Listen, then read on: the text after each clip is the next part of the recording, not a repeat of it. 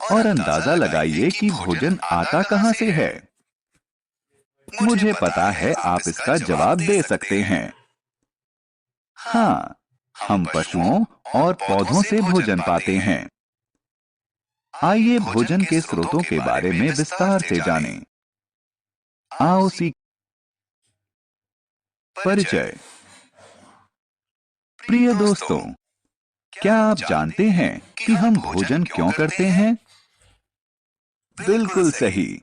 हम ऊर्जा पाने और विकसित होने के लिए भोजन करते हैं। और अंदाजा लगाइए कि भोजन आता कहां से है। मुझे पता है आप इसका जवाब दे सकते हैं। हाँ, हम पशुओं और पौधों से भोजन पाते हैं। आइए भोजन के स्रोतों के बारे में विस्तार से जानें। आओ सीखें।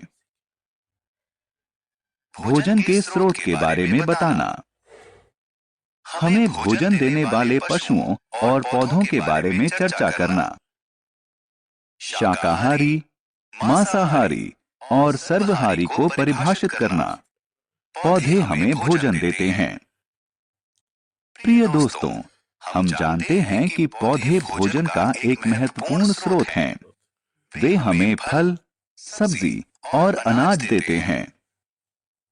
आपको यह जानकर आश्चर्य होगा कि इन पौधों को भी विकसित होने के लिए भोजन की जरूरत होती है। ये सूर्य के प्रकाश और क्लोरोफिल की उपस्थिति में अपनी पत्तियों से भोजन तैयार करते हैं। फिर कुछ भोजन पौधे द्वारा उपयोग में लाया जाता है और शेष भोजन पौधे के विभिन्न भागों जैसे जड़ और तना में संचित कर लिया जाता है। दोस्तों, हम पौधों के संचित भोजन को खाते हैं। यह हमारे स्वास्थ्य के लिए अच्छा होता है।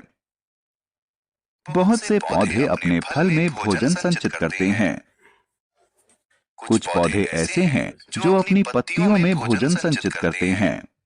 कुछ पौधे अपनी जड़ों में भोजन संचित करते हैं।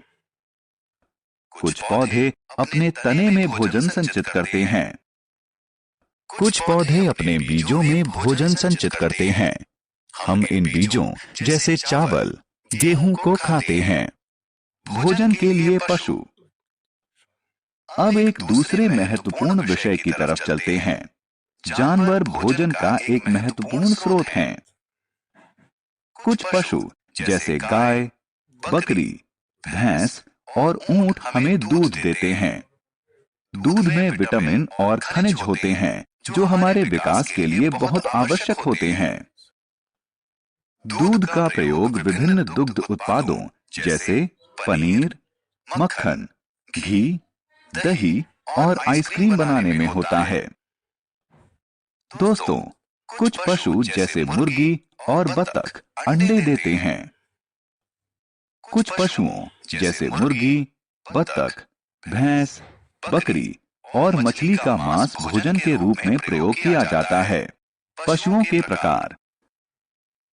दोस्तों, सभी पशुओं की भोजन की अलग आदत होती है।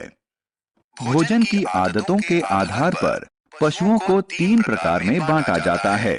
ये 3 प्रकार हैं: शाकाहारी, मांसाहारी और सर्वहारी। शाकाहारी। कुछ पशु जैसे गाय, हिरण, बकरी और भैंस सिर्फ पौधे खाते हैं, इसलिए उन्हें शाकाहारी कहा जाता है। मांसाहारी। कुछ पशु जैसे शेर, बाज और बाघ दूसरे पशुओं को खाते हैं। वो मांस खाते हैं और पोषण प्राप्त करते हैं। उन्हें मांसाहारी पशु कहते हैं। सर्वहारी। कुछ पशु ऐसे होते हैं जो पौधे और मांस दोनों खाते हैं। उदाहरण के लिए कौवा और भालू। वो सर्वहारी पशु कहलाते हैं। हमने क्या चर्चा की? भोजन हमें ऊर्जा देता है और हमें विकसित होने में मदद करता है।